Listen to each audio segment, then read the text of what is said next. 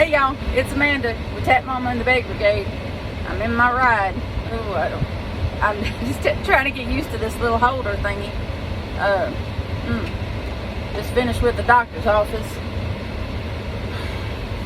Gonna go find something to eat since I didn't bother to eat today.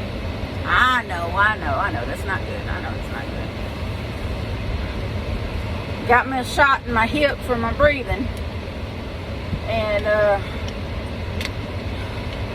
he's going to do a referral for my foot for the orthopedic, a different orthopedic doctor in Ruston, which is about 30 or so miles east of where I actually live, which is in Princeton. I'm in Shreveport right now, which is about 20 miles west of where I live. So,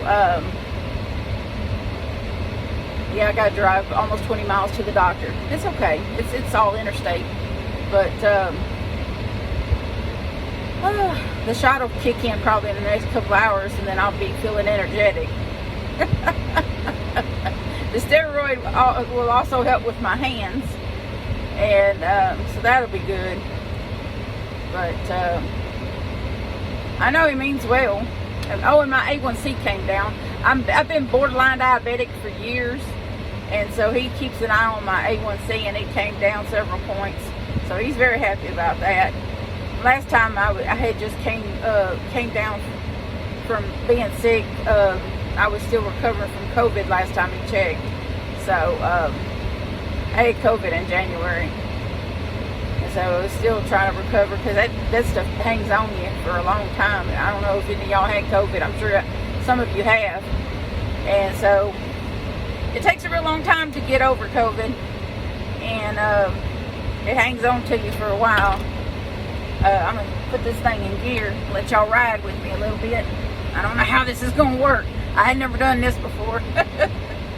But anytime you're sick like that, it affects your sugar when you're already prone to being, diabetic. My mother is diabetic, and she has full-blown diabetes.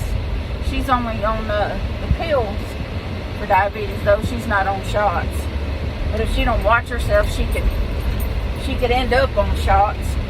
But she was under a lot of stress due to my younger sister for a long time, so that had a lot to do with why her sugar got out of hand there for a while. She wasn't eating like she was supposed to, because my sister and her kids like to fry everything they eat. They don't know how to eat healthy.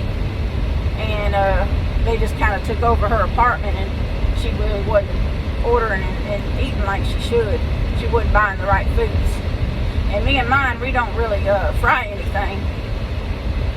We bake our meats. Like if we have pork steak, pork steak ain't exactly healthy, but if you bake it, say you put some barbecue sauce on it and bake it, it's really delicious, but it's not that bad for you. Of course, it's not exactly ideally healthy, but it's not as bad as if you fried it. If you fry it in some oil or whatever, then it's really bad for you.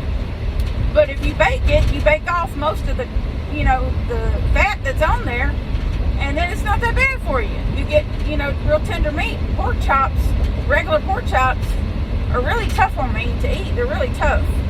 The meat is really tough to me. And so I really don't buy regular pork chops. And I don't eat a lot of pork to begin with because it's full of salt. And eating a lot of sodium is bad for my lymphedema in my legs. It'll make my legs puff up, swell up worse. It makes everything swell worse. Sodium does. So I eat a low sodium diet, period, because of the lymphedema and, blood pressure.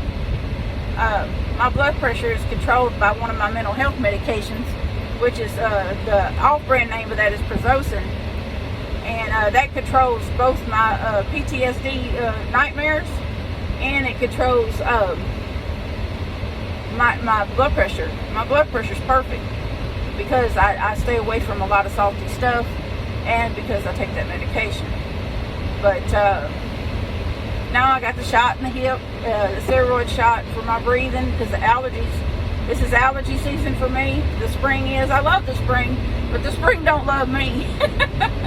All the pollen all over everything, and of course I live in the country, where there's lots of pollen. There's honeysuckle trees and pine trees, and everything is pollinating right now, and it's everywhere. It's all over the cars. It coats everything.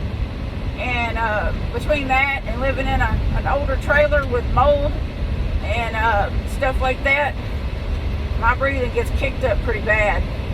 So it's not fun. So I took a breathing treatment before I went to the doctor, and that's what helped me get through the doctor's appointment. And then he gave me a shot, which will take a little while, but it should be all right. I should be okay. I just I gotta watch it. You know, I gotta be more careful. He did check my ears because I had a little bout of vertigo a week or so ago where the room just started spinning for no apparent reason. It only happened the one time, but I figured it wouldn't hurt for him to check my ears just to be sure. And he said my ears were fine.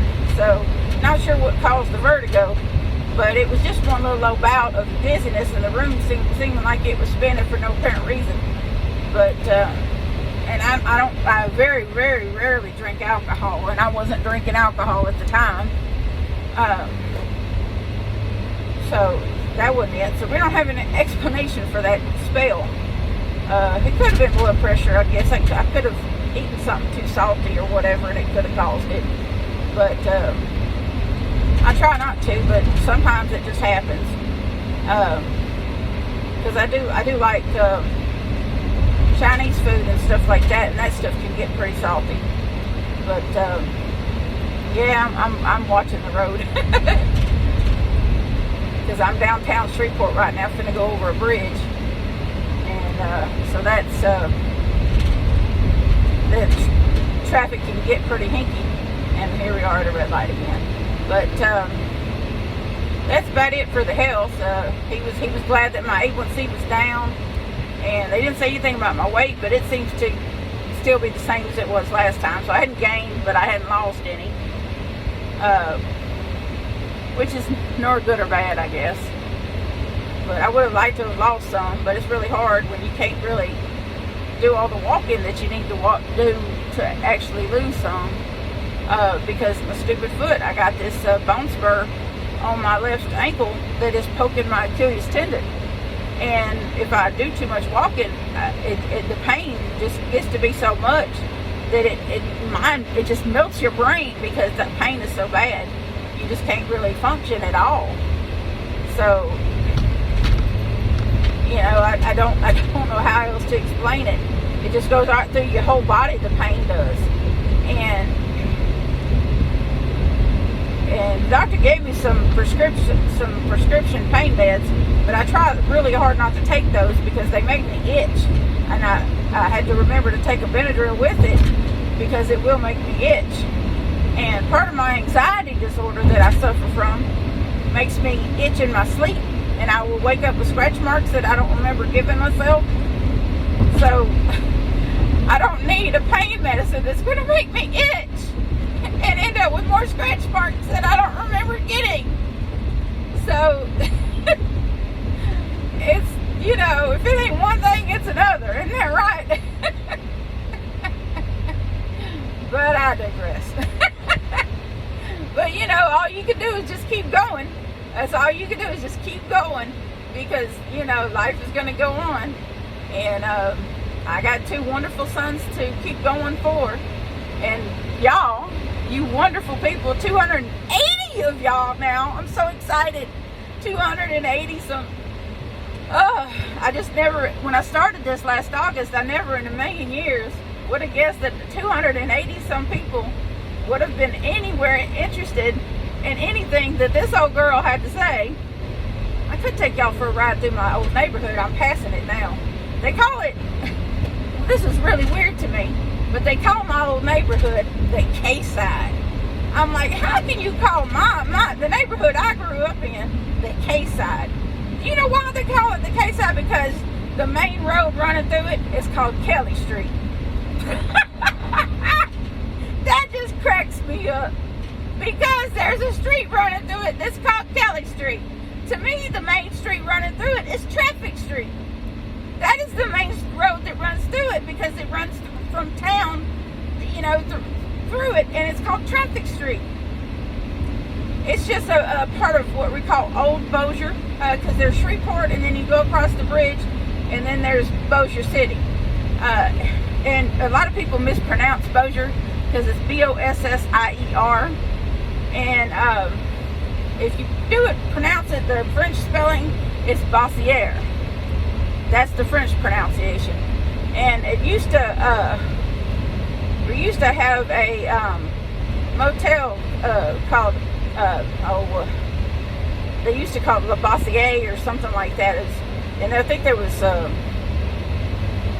part of one of the first casinos here was tied in with that hotel. But of course that was a long time ago. You know, we got casinos here like in the early 90s, and I don't ever go to them. I ain't been in the casino in for a long time. I think since oh man, it's been a long time, because the key to going to a casino is to take $20. That's the key. Leave your card, your ATM card, your credit cards, or whatever else in your vehicle or at your home, and take $20. That's it. Take $20. And when you lose, you're inevitably, probably, most likely, going to lose that $20. Because that's what casinos are designed to do, is to lose your money.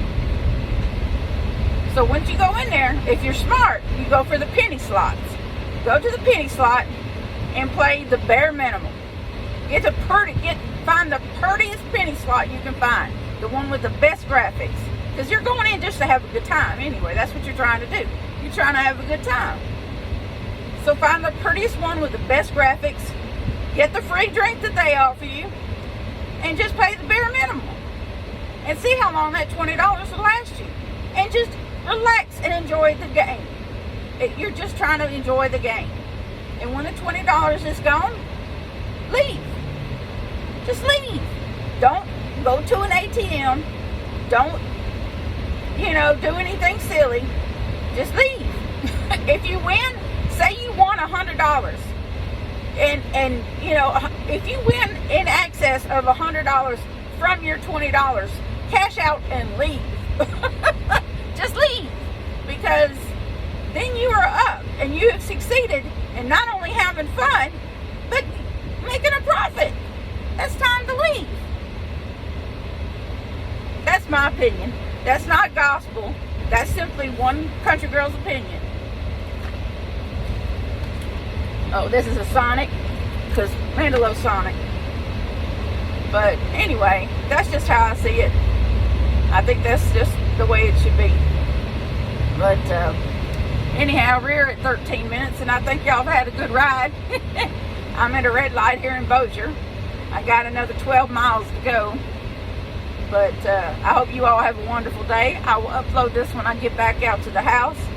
I love you. God bless you. Take care. Bye for now.